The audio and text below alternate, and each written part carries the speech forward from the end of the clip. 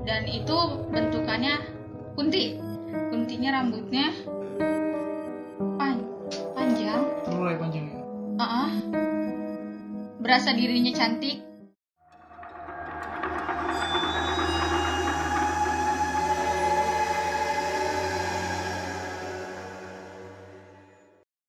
Halo guys, kembali lagi bersama gua Siroji Bariko di podcast Jendela Sunyi. Seperti biasa, gua sudah kedatangan narasumber untuk bercerita pengalaman pribadinya tentang dunia horor. Sebelumnya, kita bersama tim sudah menerapkan protokol kesehatan dan melakukan swab antigen. Alhamdulillah kita hasilnya negatif dan kita bisa melanjutkan untuk syuting kali ini. Gua akan memperkenalkan narasumber gua bernama Widya. Boleh dilepas maskernya? Hai, Ya. Widya. Widya ini akan bercerita tentang pengalaman pribadinya ketika masa PKL waktu itu ya. Betul. Dan ini sebenarnya kelanjutan dari episode sebelumnya ya. Itu dengan Mela Rosia. Jika kalian mungkin ingin menonton video ini, gue sarankan nonton dulu video sebelumnya yang berjudul Kerasukan Massal di Tempat PKL. Betul ya? Betul. Dan episode kali ini akan mengkonfirmasi ya kebenaran dari cerita Mela Rosia tersebut. Kebetulan Widya ini merupakan salah satu subjek C yang disebutkan Mela ketika episode sebelumnya. Oke, mungkin bisa kita mulai ceritanya. Ya, boleh silakan. Untuk mengkonfirmasi dari Mela sebelumnya itu waktu SMK kan ada PKL namanya itu PKL itu di Ciomas kan nama tempatnya itu. Jadi kesan pertama waktu datang ke sana itu naik bus kita kan, naik bis lewat gerbangnya itu memang suasananya udah berasa lain, semuanya kayak tempatnya kayak benar-benar nggak keurus gitu loh, nggak terawat gitu. Nah kesan pertamanya sih itu jadi nggak terawat, kumuh sih nggak terlalu, tapi nggak kerawat aja gitu, banyak ilalang tinggi sama tumbuhan liar yang tinggi sekali gitu, nggak tinggi paling segini sepinggang gitu. Dari gedungnya mungkin terasa lembab atau seperti apa?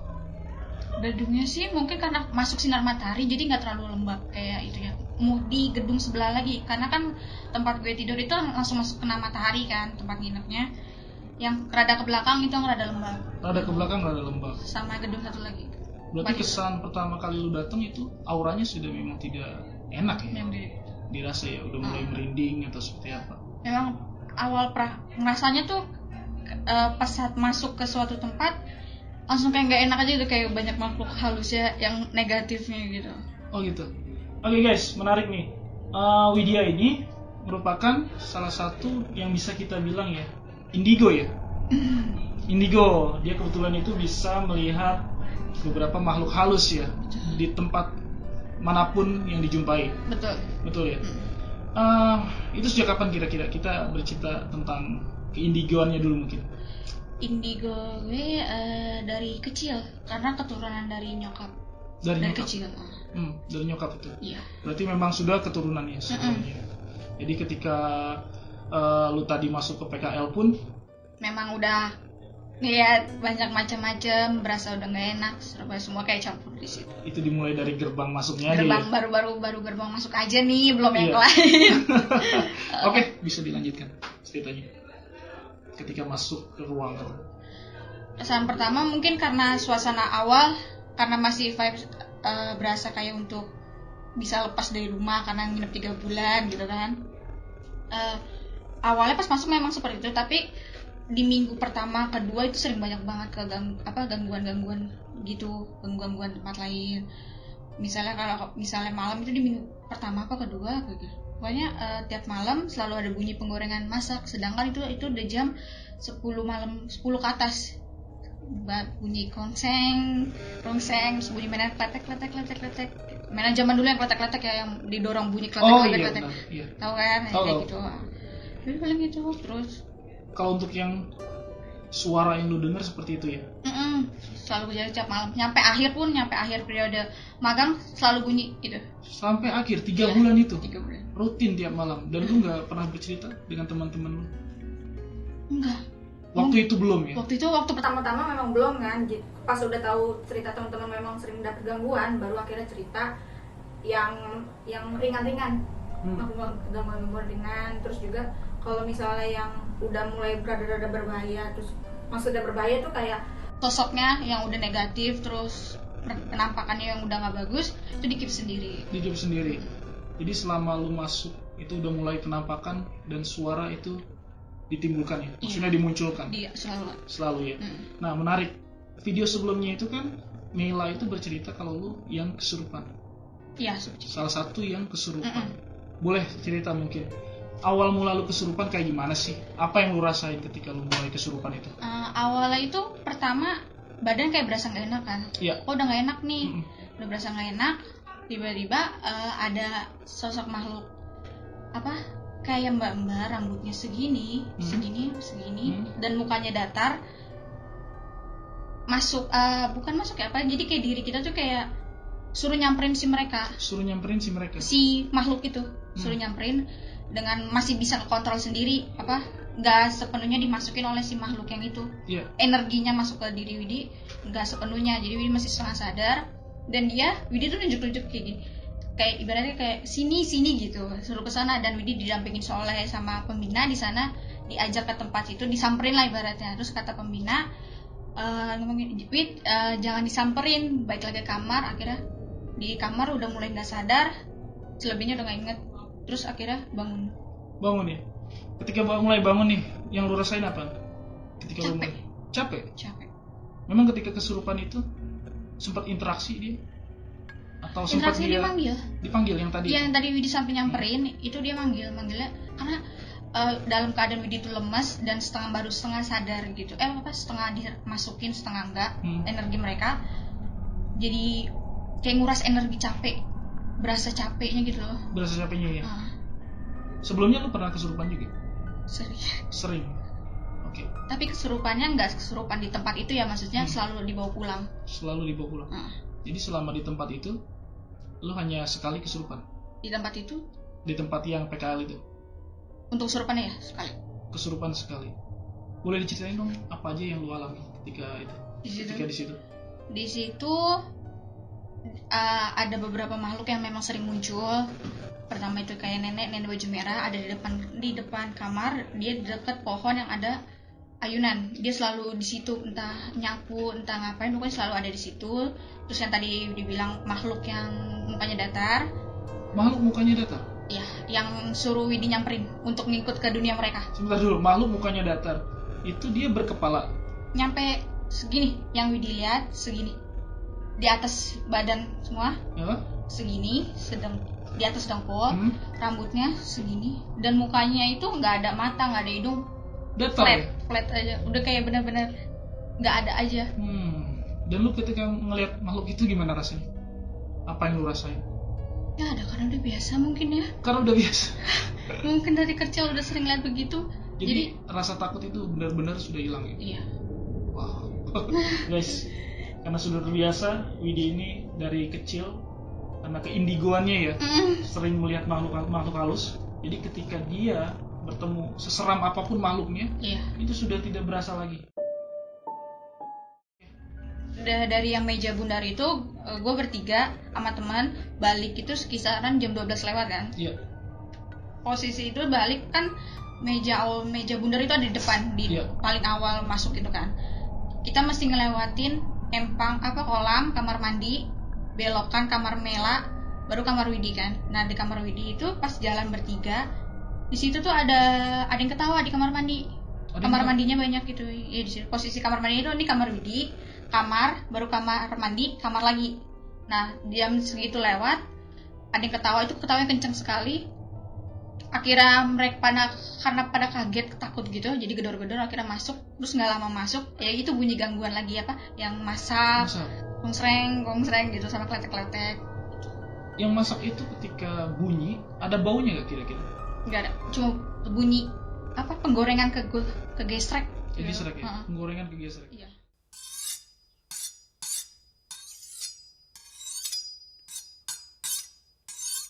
Mela pun pernah bercerita guys di episode sebelumnya kalau dia itu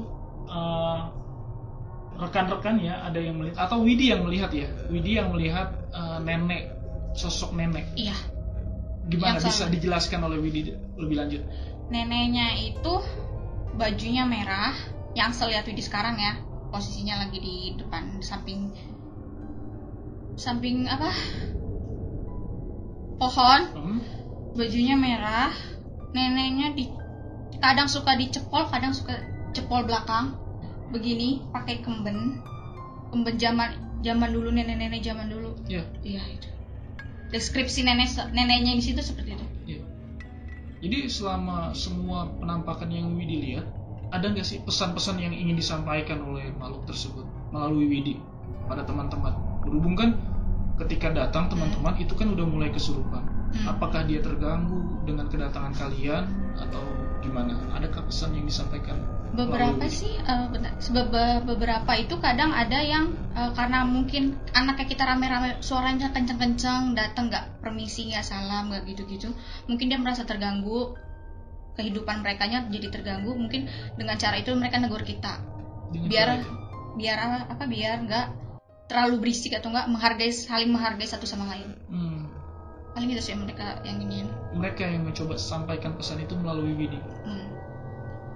Ya. Untuk penampakan itu terus berlanjut setiap hari, berarti Widi melihat penampakan itu selama 3 bulan. Selama 3 bulan yang sering Widi lihat ketiga makhluk itu sama hewan yang di atas tempat apa namanya? Dak atau apa? Kanopi ya. Kanopi yang buat ini tadan hujan. Betul. Itu macan, sosoknya ya, hewannya itu macan putih dan dia tuh lagi kayak begini. Di hewannya itu besar, selalu di situ. Selalu kayak nampakin di situ. Widi sendiri selain rasa takut yang mungkin sudah hilang ya. Selama mengalami kejadian-kejadian beberapa kali penampakan di tempat PKL tersebut, mungkin selain rasa takut, adakah rasa gelisah dari Widi? Karena 3 bulan kan ya, lama banget. Lumayan ya. Kayak gimana tuh? Kalau kita kan orang normal pasti udah berasa gak enak 3 bulan pulang ya. Kita melihat penampakan itu, suara juga tengah malam, ya kan? Gimana menurut Widi? Mungkin karena untuk awal-awal udah sering, karena dampaknya pertama itu udah ekstrim di minggu pertama sampai minggu ketiga, jadi seterusnya itu kayak udah biasa gitu loh. Dan teman-teman juga udah biasa ngadepin mereka bunyi-bunyi itu. Udah biasa. Oh, teman pun sempat Widi ceritakan dan mereka mendengar. Yang lainnya. Oh, menarik sekali guys. Biasanya kan pengalaman pribadi tentang horor itu dialami oleh seorang aja mungkin ya ketika suatu tempat atau berkumpul. Dan ini memang semuanya pun mendengar ya. Sempat ditanyakan ke pembina atau ada pembinanya kan pasti. Ada. Iya. Kalau suara-suara itu memang alamiah dari makhluk halus atau memang ada orang yang jahil? Kalau untuk suara yang Widi dengar yang masak itu, pas dikonfirmasi ke sana itu nggak ada, maksudnya ke dapur situ nggak ada yang masak sama sekali. Oh, berarti langsung konfirmasi ya? Maksudnya Widi udah dengar, terus ada teman yang di sana nanya gitu, tadi ada yang masak kan di kamar, di dapur, dan sekarang nggak ada yang masak. Itu karena mungkin udah jam 12, jam 10 ke atas kali ya, orang juga nggak tahu masak gitu apa, nggak ada yang masak jadinya. Oh gitu ya, iya. Karena kan yang gue bilang pertama tadi, biasanya kan kalau mendengar itu hanya seorang ya. Ini kan sampai rame-rame mendengar suara itu. Ya takutnya kan ada orang jahil atau apa. Jadi Widi konfirmasi langsung ke tempatnya. Di dapurnya memang nggak ada. Mela kan pernah bercerita juga di episode sebelumnya kalau ada kakak kelasnya itu yang kesurupan. Iya. Menurut Widi, siapa sih sosok makhluk halus itu yang masuk ke dalam temennya atau kakak kelasnya Mela itu? Kakak kelas Widi juga kan pastinya. Yang ketika Mela sempat mengilustrasikan rambutnya begini gitu. Gimana menurut Widi? Yang saya lihat Widi di situ memang di depan kamar Mela tuh ada lapangan sisa tanah kayak taman gitu. Dan di situ kayak ada pohon, pokoknya ada pohon. Dan di situ dia memang kawasannya dia di situ sampai kamar Mela. Dan itu bentukannya kuntinya rambutnya panjang. Terurai panjangnya. Berasa dirinya cantik. Oh, sampai dia mengilustrasikan begini-begini itu rambutnya karena dia berasa dirinya cantik. Iya. Oke, lanjutkan. Merasa dirinya cantik. Kayaknya iya itu deh. Kayaknya dia, karena dia berasa memang cantik. Dia seliwerannya memang di kawasan itu sampai kamar Mela. Oh, karena kawasannya dia cuma nyampe situ. Tadi dulu, menarik soal kawasan. memang makhluk halus itu ada kawasan-kawasan juga di dalam ruangan itu, dalam suatu gedung itu? Ada, misalkan yang nenek-nenek tadi di depan halaman ya. Dan kemudian yang macan di atas kanopi. Iya, dekat parkiran. Kebetulan yang kuntilanak ini di depan kamarnya Mela. Dia sering masuknya di kamar Mela. Memang kayak stay adanya di kamar Mela. Tapi untuk keluar memang bolak-balik sih. Oke, pengetahuan baru dari Widi. Jadi makhluk halus itu mempunyai kawasan-kawasannya masing-masing ya, seperti yang gue jelaskan tadi dan Widi. Dan ini menarik nih, si kuntilanaknya itu ingin menunjukkan diri dia kalau dia tuh cantik. Kalau dia cantik. Ada dan cantik. Sehingga waktu itu Mela kan pernah mengilustrasikan sampai rambut-rambutnya begini kan, pas kesurupan dimainin ya. Wow. Oke, Wid. Terakhir nih. Lu kan bisa merasakan visualisasi kondisi sekarang. Real time. Iya. Lu bisa merasakan kan? Iya. Bagaimana kondisi sekarang di bangunan tersebut? Kondisinya yang Widi lihat ini masih kosong dan gak terawat deh kayaknya. Kosong dan gak terawat. Mungkin periode anak magangnya memang mungkin masih ada, entah nggak ada.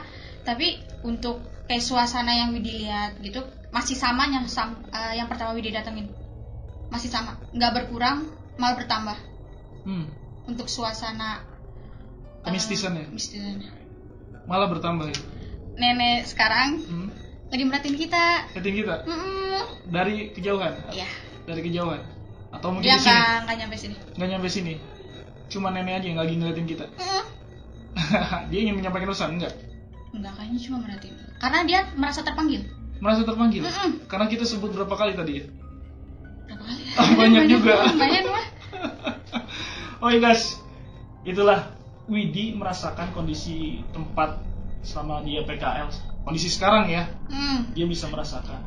Dan kata dia, yang nenek yang tadi sering kita sebut berpakaian merah itu sedang memperhatikan kita, sedang memperhatikan kita podcast saat ini. Tapi tidak mencoba mengganggu kita kan? Enggak, neneknya baik.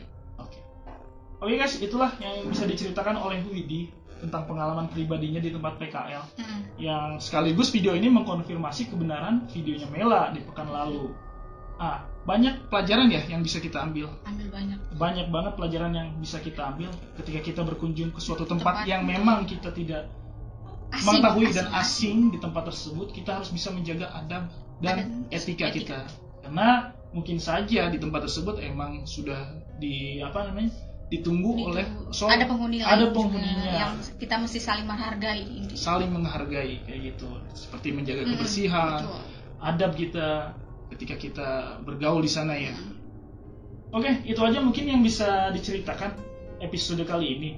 Widi masih banyak cerita dong pastinya. Tentu banyak sekali. Tentu banyak. Di episode selanjutnya kita akan menceritakan kisah Widi ya. Tunggu. Tunggu, jangan sampai ketinggalan.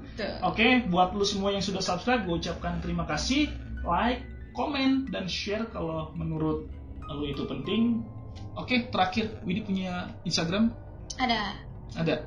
Boleh disebutkan nama Instagram? Widyar, WWIDYAAR. Oke guys, follow Instagramnya Widi dan juga jangan lupa subscribe channel Jendela Sunyi. Wassalamualaikum warahmatullahi wabarakatuh. Waalaikumsalam.